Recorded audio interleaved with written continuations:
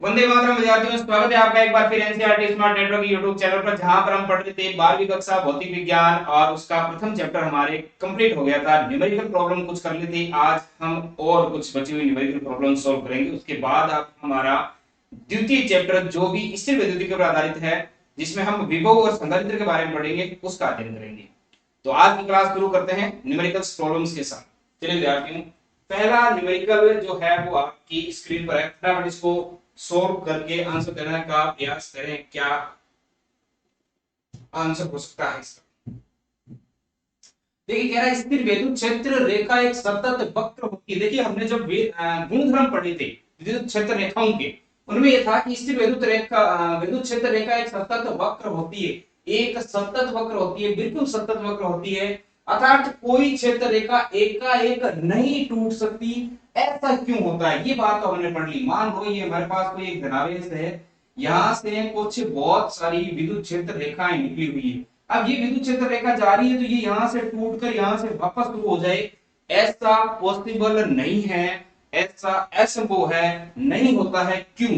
क्योंकि विद्यार्थी फिर इस जगह पर E बराबर 0 होना चाहिए। विद्युत क्षेत्र का मान जो है वो क्या होना चाहिए? 0 होना चाहिए। और हमने विद्युत क्षेत्र की तीव्रता का फॉर्मूला पढ़ा था, E बराबर के क्यू अपॉन में आर स्क्वायर।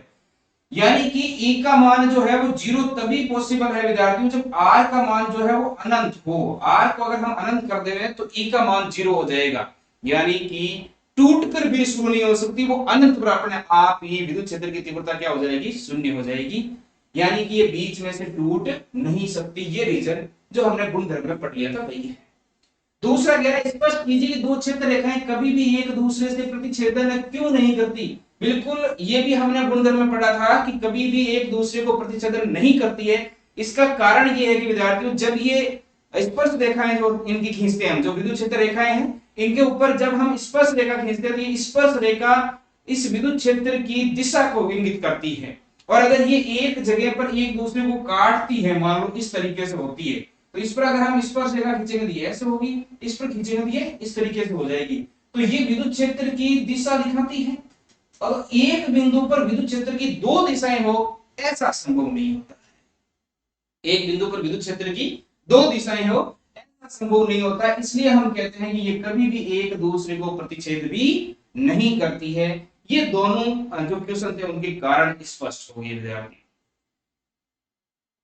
जो अगला हमारा क्वेश्चन है, बहुत अच्छा क्वेश्चन है। इसे आप समझने की कोशिश करें, काफी अच्छा क्वेश्चन है। तो क्वेश्चन लिखा है,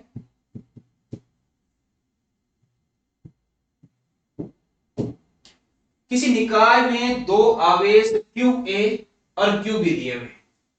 अगर आप ध्यान से देख रहे हो तो तुम्हें लग रहा होगा कि ये जो क्यू ए है आवेश, इसका परिमाण, और क्यू बी जो आवेश है, इस दोनों का परिमाण वो समान है बच्चों। कैसा है? समान है।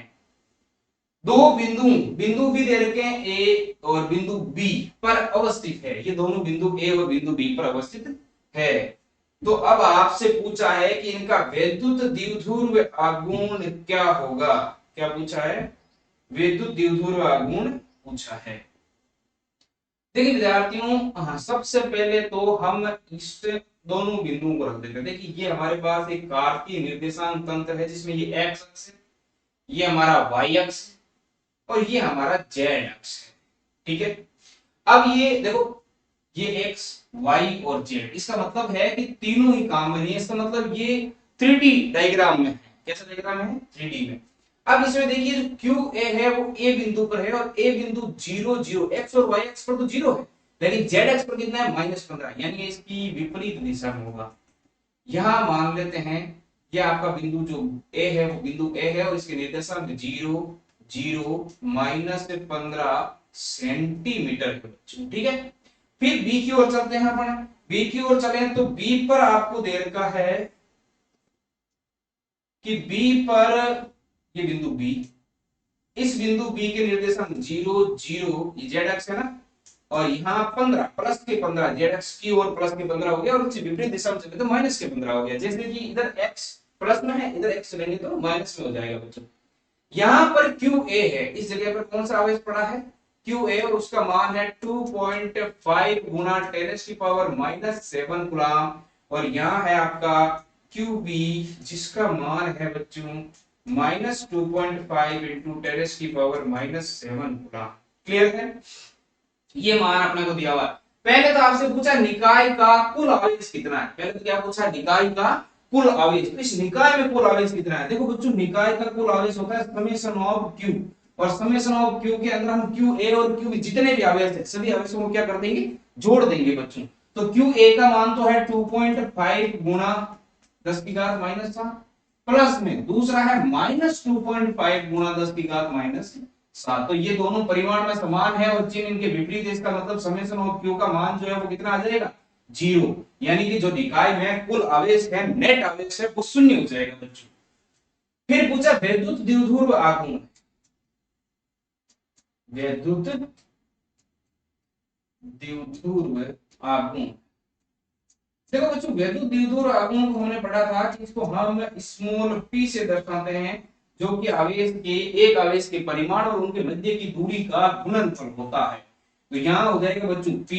आवेश आप दोनों के परिमाण समान है, कोई सा भी ले सकते हो। यहाँ पर माइनस चिन्ह सिर्फ दिशा को बता रहा है, उसकी प्रकृति को दिशा दिखा रहा है।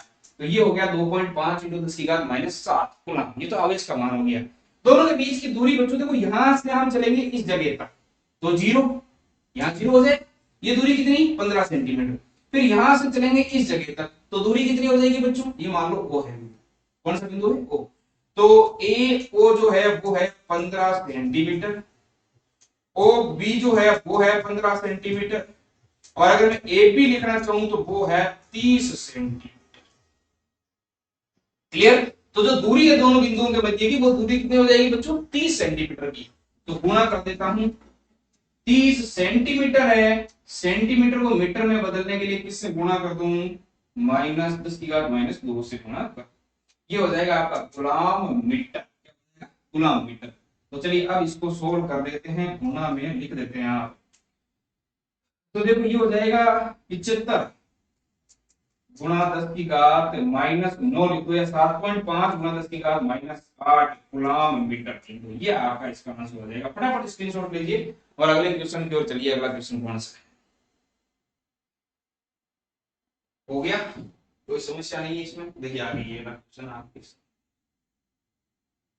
हाँ बच्चों, इसमें आपसे पूछा है द्विध्रुव पर कार्यरत बलागुण का परिमाण। बहुत ही अच्छा क्वेश्चन है, सीधा सीधा फॉर्मूला करना है। देखिए क्या दे रखा है, 4 इंटू 10⁻⁹ कूलम प्रति कूलम मीटर द्विध्रुव आघूर्ण, यानी आपको P दिया हुआ बच्चों। P क्या है, 4 गुणा 10⁻⁹ कूलम मीटर का कोई वैद्युत द्विध्रुव 5 इंटू 10⁻4 न्यूटन प्रति कूलम। तो E बराबर है 5 गुणा 10⁻, सॉरी प्लस का 4 है, माइनस का नहीं है, न्यूटन प्रति कूलम। E भी दे रखा है।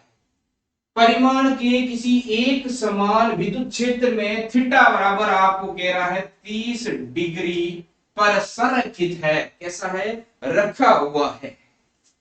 तो इस पर बलागुण निकालिए। देखिए बच्चों, जो बलागुण है, बलागुण का फॉर्मूला हमने पढ़ लिया था। क्या सर, बलागुण को हम टाउ द्वारा लिखते हैं, पी साइन थीटा होता है। ठीक है, तो आपका P का मान 4 गुणा 10⁻⁻9 गुणा E है 5 गुणा 10⁻4 गुणा साइन 30 डिग्री है। कितना है, साइन 30, और साइन 30 का मान आपको आना चाहिए तो 20 गुणा, ये हो जाएगा 10⁻⁻5 गुणा 1/2 से 2 कट जाएगा।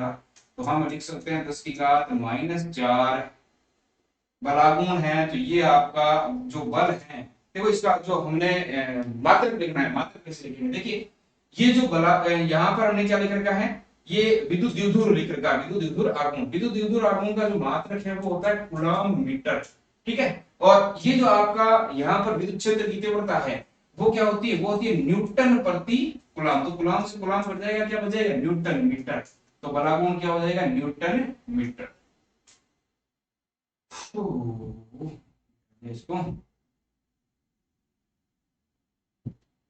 ये हो जाएगा टाउ बराबर 10⁻⁻4 न्यूटन प्रति मीटर। सॉरी न्यूटन मीटर होगा, प्रति नहीं लगेगा। ये ध्यान रखना, न्यूटन मीटर। क्लियर है यहां तक? फटाफट स्क्रीनशॉट लीजिए, अगले क्वेश्चन पर चलते हैं।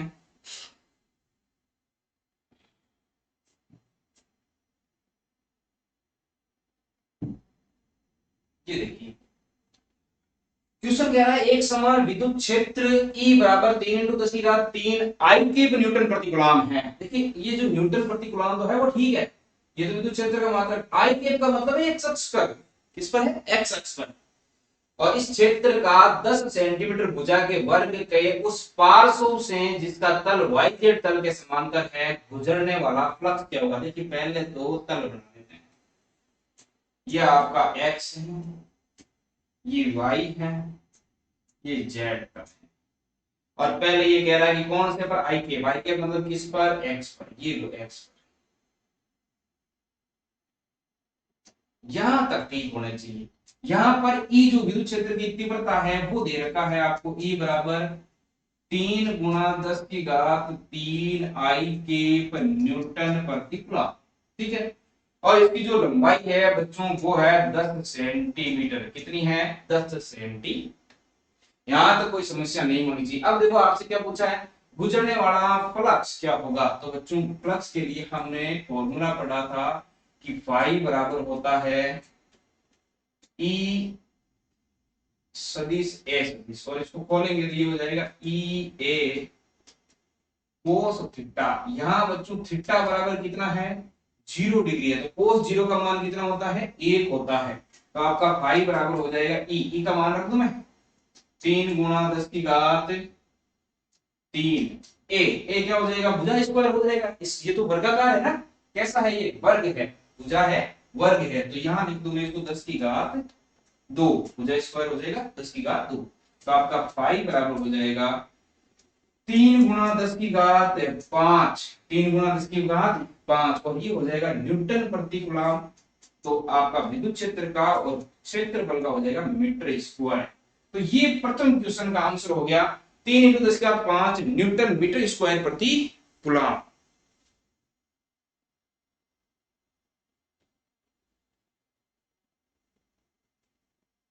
ठीक है, यहां तक कोई समस्या नहीं होनी चाहिए। अगले में चले, इसको ही छोटा कर देता हूं। एक मिनट मिनट मिनट रुकिए रुकिए रुकिए रुकिए, थोड़ा सा गड़बड़ है इसमें मामला। देखिए यहां से ये मान थोड़ा सा गड़बड़ है।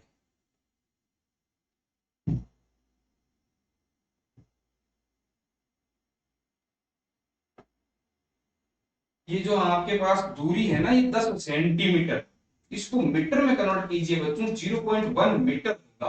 तो यहाँ 0.1 गुणा 0.1 आना चाहिए, मीटर में है ये तो मीटर में आना चाहिए। अब देखिए हाँ कुछ चेंज नहीं करना है, 10 सेंटीमीटर था उसको हमें मीटर में कन्वर्ट करना था, तो मीटर 0.1 होगा, क्योंकि हमें सारे ही मान किस में लेना है? ऐसा ही पद्धति में लेना है बच्चों। इनका जो मान होगा वो सारा का सारा किस में होना चाहिए? ऐसा ही पद्धति में। तो ठीक है, यहाँ पर देखो 3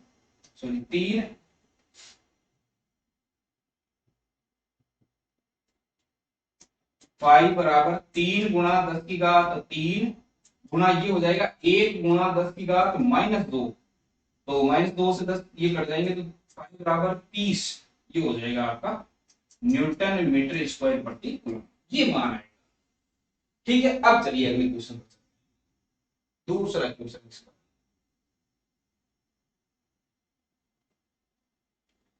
चलिए दूसरा क्वेश्चन कह रहा है कि ये जो डायग्राम है वो इस तरीके से बना लीजिए आप, इस तरीके से कि ये एक अक्ष पर 60 डिग्री का कोण बनाता हो। तो बच्चों इसको थोड़ा सा ऐसे करना, ये एक्स अक्ष है, ये हमारा वाई अक्ष है, ये जेड अक्ष है। एक्स के साथ 60 डिग्री का कोण बनाता है, एक्स के साथ इसका जो विलंब है एक्स से 60 डिग्री का कोण बनाता है। तो ये जो कोण है वो कितने डिग्री का आ जाएगा? इस बार 60 डिग्री का आ जाएगा। तो इसको खोल दो वापस, कोई समस्या वाली बात नहीं है। भाई बराबर क्या हो जाएगा? ई ए कोस थीटा। इस बार थीटा ए तो हो गया, ई ये है ए, तो इन दोनों के मध्य का कोण जो है वो कितना हो गया? 60 डिग्री हो गया। तो फाई बराबर हो जाएगा, तो ई का मान कितना दे रखा है? 3 × 10⁻³ दे रखा है बच्चों। ए का मान कितना दे रखा है? ए तो वही भुजा है, वापस रख देंगे 0.1 1 गुणा 0.1 और कोस थीटा यानी कोस 60 डिग्री और कोस 60 का मान होता है बच्चों 1/2 कितना होता है 1/2 तो ये आपका पाई हो जाएगा और ये आ जाएगा 30 क्योंकि ये मान तो हमने अभी सोल्व किया ही है ऊपर और गुणा में इसका मान 1/2 तो ये आ जाएगा 15 न्यूटन मीटर स्क्वायर प्रति कूलम ये मान आ जाएगा। क्लियर है यहां तक कोई समस्या नहीं होनी चाहिए फटाफट इसको सोल्व कीजिए स्क्रीनशॉट लीजिए आगे चलते हैं अगले क्वेश्चन पर आ जाइए।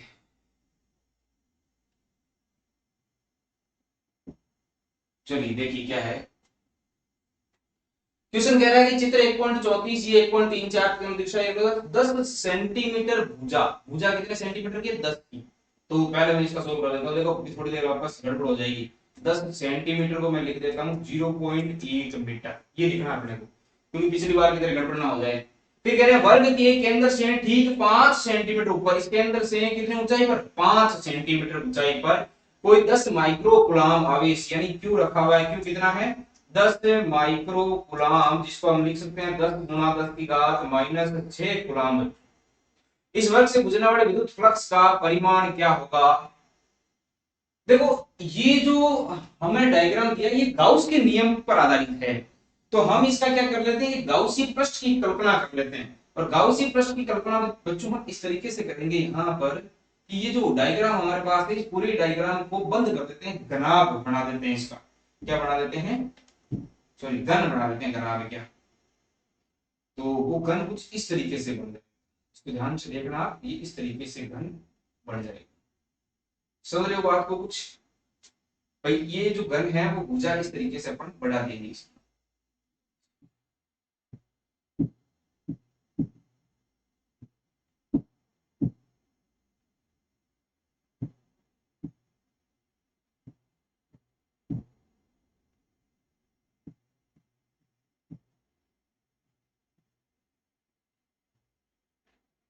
भुजाएं कुछ इस तरीके से बढ़ा देंगे और इसका निर्माण कर देंगे हम किसका घन का निर्माण कर देंगे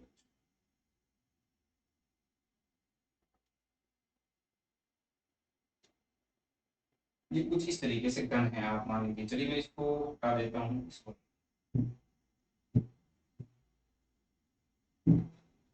अब कुछ आपको दिख रहा होगा हालांकि ये घन बना तो ऐसा ही है फिर भी इसको आप ये घन है और इसके बीच में यहाँ पर बीच में ये बिंदु यहाँ दिख रहा है ना इसको आप मान के चलो ये बीच में कहीं ना कहीं बिंदु पड़ा हुआ ये बीच में जो बिंदु पड़ा हुआ इसके कारण इस संपूर्ण फ्लक्स से निकलने वाला क्योंकि गाउस का नियम केवल बंद वक्र पृष्ठ पर लगता है और ये मान लिया कि हमने गाउस का बंद वक्र पृष्ठ है जो हमने इसका निर्माण कर लिया तो यहाँ पर जो विद्युत फ्लक्स होगा बच्चों फ्लक्स का मान क्या हो जाएगा कुल फ्लक्स का मान हो जाएगा समेशन ऑफ q अपॉन में एप्सिलॉन नॉट गाउस का नियम तो यही कहता है कि जो कंप्लीट बंद फ्लक्स हैं वो क्या है उस निकाय में उपस्थित संपूर्ण आवेश के बीच में योग का 1 अपॉन एप्सिलॉन नॉट गुना होता है तो वो हमने यहाँ पर कर दिया। अब देखिए बच्चों क्या करना है अब हमें निकालना है एक फलक से निकलने वाले या एक फलक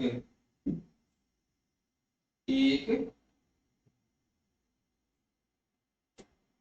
फलक से गुजरने वाला फलक विद्युत फलक भी आप बोल सकते हैं तो ये क्या हो जाएगा बच्चों ये हो जाएगा फाइव डेज मान लेते हैं जो हो जाएगा आपका 5 का 1/6 बार क्योंकि टोटल जो घन है घन के फलक कितने हैं 6 और 6 में से जो टोटल फ्लक्स निकल रहा है वो है समझ लो क्यों कौन में एप्सिलॉन नॉट अब एक में से निकालना तो 6 का भाग दे दो सिंपल सी बात है तो यहां पर हम भाग दे देंगे समेशन ऑफ q अपॉन में 6 एप्सिलॉन इतना ही काम करना है और कुछ नहीं। अब देखिए बच्चों ये जो समेशन ऑफ क्यू है इसका मान अपने को दे रखा है कि आवेश कितना है 10 माइक्रो कूलम है तो मैं यहाँ मान पुट कर देता हूँ सॉल्यूशन आपको करना है summation of Q 10 micro coulomb को हम लिख सकते हैं 10 की घात -6 अपॉन में 6 इनटू ये जो एप्सिलॉन नॉट है इसका मान होता है 8.85 गुणा 10 की घात -12 इसको सोल्व कर रहे हैं या फिर आप इस कैलकुलेशन से थोड़ा सा बचना चाहते हैं तो यूं कर सकते हो ऊपर नीचे आप 4 पाई का गुणा कर दो ऊपर नीचे क्या कर देंगे 4 पाई का गुणा तो 4 पाई का गुणा करेंगे तो ऊपर तो देखो 10 इंटू 10 की घात -6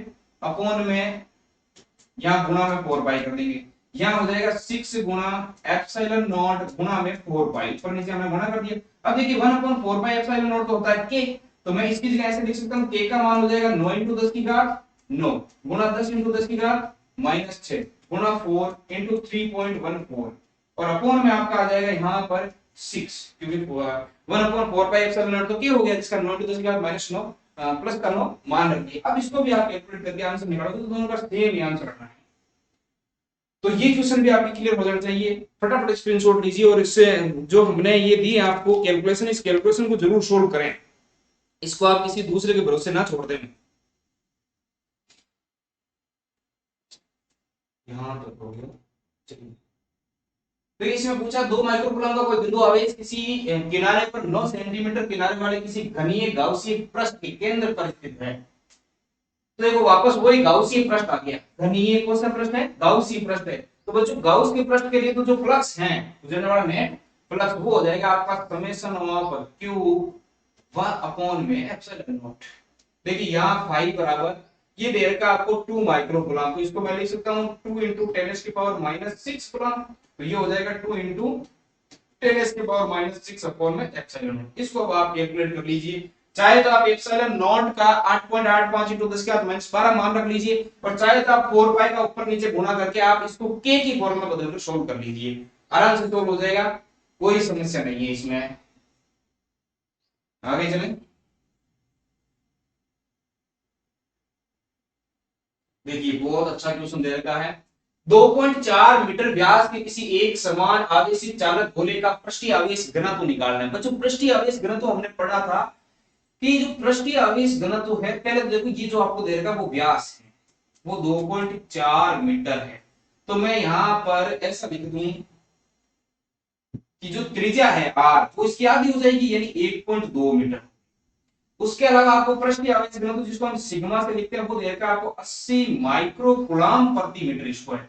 बच्चों इसको हम अगर ऐसा लिख दे रहे हैं 80 गुणा 10 की घात -6 कूलम प्रति मीटर स्क्वायर, तो कोई समस्या वाली बात नहीं, माइक्रो को कन्वर्ट किया है, ठीक है। चलिए ये तो अपने को मान दे रखा है। अब मैं पहला क्वेश्चन सोल्व करने जा रहा हूं। देखिए कैलकुलेशन आपको ही करनी है। पहले मैं तो कह रहा हूं कि ये आवेश है, वो आवेश ज्ञात करना है। तो बच्चों ये जो पृष्ठीय आवेश घनत्व है सिग्मा, ये हमने पढ़ा था क्या होता है, आवेश अपॉन में क्षेत्रफल, ये पढ़ा था, आवेश अपॉन में क्षेत्रफल। तो यहां से हमें आवेश ज्ञात करना है q, इस आवेश को हम q से लिखते हैं, इसको हम a से लिखते हैं। तो q ज्ञात करना है, तो बच्चों q बराबर क्या हो जाएगा, सिग्मा डॉट a। यहाँ आ जाएगा आपका q, सिग्मा है 80 गुणा 10 की घात -6, ये तो दे ही रखा है, ये देखो 80 गुणा 10 की घात -6, 80 माइक्रोकूलम दे रखा था ना, तो इसमें कोई समस्या नहीं है। फिर a हो जाएगा आपका पाई r, और क्या है, सॉरी गोला है, तो गोले के लिए आपका जो a है वो मैं a की जगह लिख देता हूं,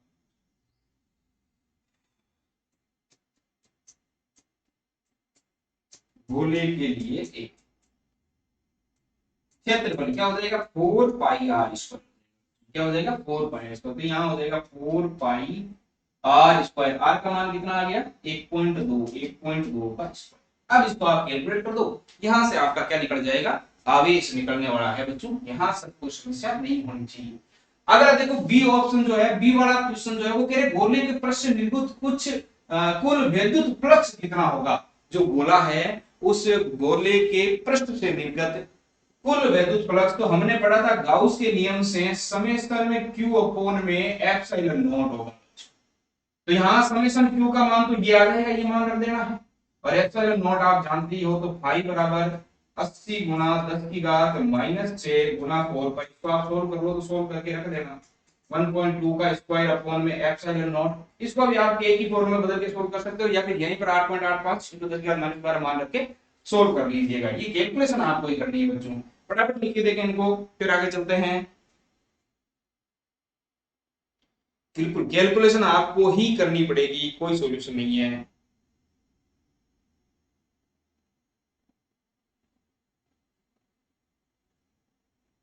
चलें आगे। चलो ये आपका अंतिम क्वेश्चन है 8.23 वाला। कोई अनंत रेखीय आवेश 2 सेंटीमीटर दूरी पर 9 × 10 की घात -4 अनंत रेखीय आवेश 2 सेंटीमीटर दूरी पर 10 की घात -2, तो यहाँ पर आपको ई दे रखा है। ई कितना है?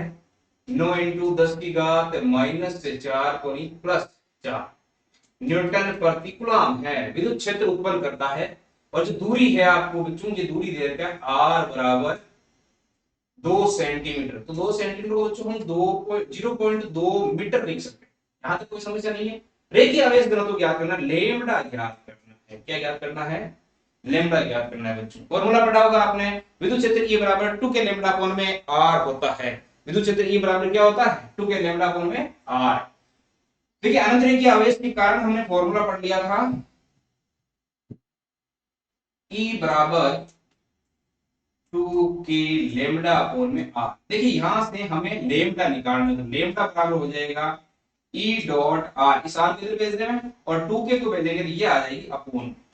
अब देखिए बच्चों क्या हो जाएगा, लेमडा बराबर E का मान कितना है? E का मान है 9 गुणा 10 की घात 4 गुणा r कितना है? 0.02 है, ठीक है, अपोन में 2 और k कितना है? 9 गुणा 10 की घात 9 है। सोल्व कर लोगे, कोई ज्यादा बड़ी बात नहीं है। गुणा भाग करना है, गुणा भाग करना आपको आना चाहिए। तो यहां से देखिए आप 9 से 9 काट दोगे, ये ऊपर जाएगा तो आ जाएगा लेमडा बराबर 0.02 गुणा 10 की घात -5 अपोन में 2 है। यहां से पॉइंट हटाओगे तो 2 जीरो और नीचे आ जाएंगे, -7 हो जाएंगे। तो लेमडा बराबर 10 की घात -7 आंसर आ जाएगा बच्चों। लेमडा बराबर 10 की घात -7।